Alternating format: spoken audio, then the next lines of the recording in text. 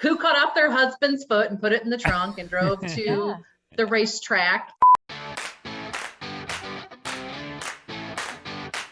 Have you ever wondered what your favorite social media personalities think about going viral, their followers, or being considered an influencer? Wonder no more. Abby, Jean, and Nate welcome popular influencers to chat about all things social media, what real life is like, and more. Let's take a peek behind the upload. And now, Abby, Jean, and my favorite ginger, Nate. Happy New Year, everyone. Welcome back to The Influence. Happy 2022. Gosh, cool. We made it. New Year, but it's also like... terrified. Again, yeah. Here we go. Here we Help go. me. Mm-hmm. I saw a thing on Instagram yesterday that was like, it's not like you don't say it 2022, you say it 2022. And I was like, okay, we're already being corrected. Right. Anyway. Thank you. Thank you very much. Because they're Yeah. saying it's like 2020 also. Also, Like yeah, the two was sequel. TOO. Yeah. Yeah.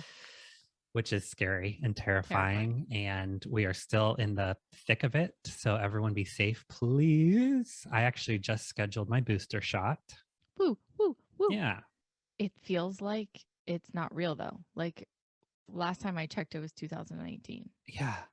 Confusing? 100%. My dad always said, like, the older you get, the faster the years go. And I never it never registered with me or like thought about it, but 100%. 100%. 20 to 30 was 35 years. And then 30 to 40 is going to be like a year and a half. Trust me, it is. I'm coming up on it, my friend. I turned 40 in 5 months. And I will say, so my 20-year class reunion got canceled because it was 2020 and it was the summer, like right in the midst of the pandemic. And I was just like, are you kidding me? 20 years? What? And now I'm about to turn 40 and it's 100% true. The last decade has gone like that. No, thank you. I saw that TikTok video where it's like, if you're in your mid 30s and you're feeling down about not being married or not having kids, statistically speaking, like, be happy because you've avoided your first divorce. And that could sound dramatic or negative, but I mean, with 50% divorce rate, it's true. And I think it's crazy, like how, because I remember thinking like in the middle of the first wave of COVID, like they were saying like couples aren't making it through this. And I didn't realize it. Like they act like actually though, couples were like, oh, and it's interesting because before COVID, like I think majority of the people like went to work. And then when people started just being at home, I don't know. I think it's crazy. I actually don't like spending time with you. It was like you either were like humping every day and had pandemic babies or got divorced. Time. Ooh, you're actually in my personal space and I actually don't really like you that much. Yeah. Which is alarming to me. As a longtime bachelor, though, I will say that the pandemic like softened my heart a little bit. Like I want a partner. I want someone to like hunker down with from a different perspective. That's kind of how your heart. It did a little bit. I think I get what you're saying too. Like I saw someone who I hadn't seen in a really long time and it was like, I don't even know how to describe this. I had seen someone I hadn't seen in a long time and there was no way for me to know if she was okay. So it was like this flood of emotion of like, it was that moment and she like ran in and she hugged me and I like hadn't been hugged in months. And I had like a weird physical reaction to it. Like I just like crumbled into a ball and I was like, oh dear, like interesting. Something to say about like physical touch. And I don't know. It'd been a long time since I had hugged anybody. Same. In like a way where they like no questions asked, just like went in for a hug. Cause it was like, I remember when I like met somebody and I went to shake their hand and they were like, we're not doing that. I was like, oh my God, that's right. Actually, we're not doing that anymore. Actually, no touching. And I was like, oh my God, I'm just like, I don't know. So that like awkwardness, but I love to hear that. I saw a TikTok recently about that same thing. Like this guy said that the thing that he missed the most over the last couple years was hugging people. Like Yes. he's a total hugger. And like, this is kind of funny and in a good segue. He made like a song about it almost in like parody style, which Yeah. funny that we're talking to Parody Mom today, but he did it in like this almost like ballad style song about how much he missed hugging people. And it like made me emotional kind of. I related to it so Yes. much. Well, and like you said, great segue, because Parody Mom kind of started doing that in the beginning of the pandemic to keep people's spirits up. Right. And that's why her name is Parody Mom. What would be your go-to like rap or like parody song? Hit Mike Jones up on the low, cause Mike Jones up out the club. 281-330-8004. I have such a funny video of my drafts, and I'm so scared it's gonna flop because everyone's gonna be like, "Who is that?" Mike who? Mike who? That's the Yeah. song. It goes, "Who Mike Jones? Who Mike Jones?"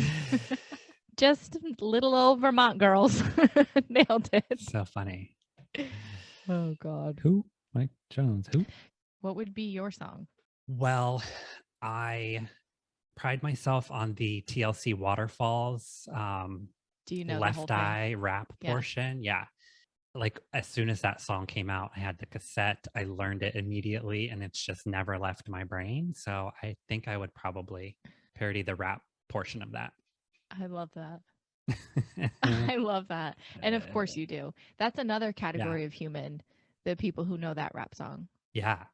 I have Did this you- weird like thing. Once I learn lyrics to a song, they never leave. So I know you told me that. And I was like, yeah. that's a talent right there. I could never apply it to anything useful though, like No. studying or like an exam. Not interested in that, but song lyrics, I got you. Well, I'm going to ask Natalie maybe if I can duet with her or Yes. if she'll do Waterfalls with me. Yes. She's had a year and I know. we've got a lot to talk about, but you know, it's always, I just feel like her delivery is always just spot on and what she's going through, even though I don't have a similar situation or, you know, she delivers it in a way that's relatable. I love her content.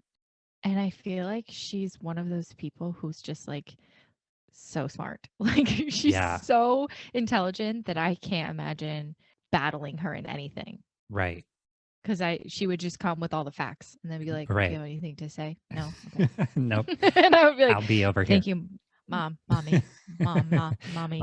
Mommy. Yeah. Like, are you on like dishwasher, like cleaning your filter on the dishwasher? Yeah. Okay. I thought I was going to be like a genius. And so she duetted that. And she was like, also be careful of like, don't run your dishwasher without putting the filter back in because food will get stuck and it'll like really ruin your tank or whatever. Yeah. Great tip. So I thought I was being like super smart. And I was like, honey, do you know that we have to clean the filter in our dishwasher? And I went and looked at the filter in our dishwasher and it's brand new, sparkly clean. So he had been cleaning it every month. Oh, damn it. Every month. It's weird how like people just know some stuff. How do you know that? Right. How do you know that? But she was like in the business. So she like knows all this stuff. But I'm like, it's wild. But then again, that's how TikTok works. Like we would have never known that she was in that field if that video hadn't come up on like what? Yeah. It's so funny. And she's also like sharing about her wild and crazy year and being really transparent with us about women's health, which I think is super amazing. Yeah. And probably really scary to do. So I'm anxious to see how that's been for her. There has to be that like day where you make the decision whether you're gonna talk about it or not. Yeah. You put it out there. Yeah. You know, you have this platform that you've built on other content and other ideas. And do you bring in more people and use it for knowledge and educating people on the topic, or do you risk alienating people that didn't follow you for a serious side of things? But I think that, you know, once you have that following and when people do share stuff like that, it just kind of like, you know, binds your community even more. She's a super intelligent woman. I know it and I'm here for it. Here for it. Should we quiz her? Should we quiz her? Draw something up real quick. I'm fairly confident that she'd probably nail it. I know. We should ask her about a super random thing. Oh, I know. When were Pop-Tarts invented? Good Because one. I know that. How? Guess. I'd say 1931. No. I thought you were going to get it. That scared me for a second. Later or earlier? Later. 1959. Close. 1964. Okay. My point was, again, a video that I have not been able to post today was I made a Pop-Tart and then I looked up when were these invented, and it was very annoyed that they were invented in 1964, and here we are however many years later and they still haven't just frosted the whole top. Just frost the whole top. It The worst. literally, it's the worst, and I don't understand it. Like, I've been Because mad at Dunkaroos for 6 months. Now I have to be mad Yeah. at them. and you know that they can, because sometimes when the frosting is like off center, it will be all the way to the corner. And you're Yeah, just and like, it's do it to the whole better. Damn thing. Right. Just cover the top. It 'Cause makes that no sense dry, to me. there's nothing worse than that dry It's corner. disgusting. Ugh. But it was funny because Honey and I had never had Pop-Tarts together until like a few months ago, and he like took it out of the toaster and immediately buttered it. Exactly. And I just looked at him and I was like, "What are you doing?" And he was like, "What do you mean?" And it's life changing. I'm gonna go. Yeah, go butter your Pop-Tart. Go butter your Pop-Tart. What? The frosted side or the dry side? No, the dry side. Okay, that's better at least. And it makes it better. But I'm still Really? pissed. Just dip the whole front of it in frosting. It's so stupid. Wow. I'm very passionate about this. You're willing to die on that hill? Yeah. Okay. Take me down with the Pop-Tarts and the Dunkaroos. Y'all should follow us on Instagram and let us know.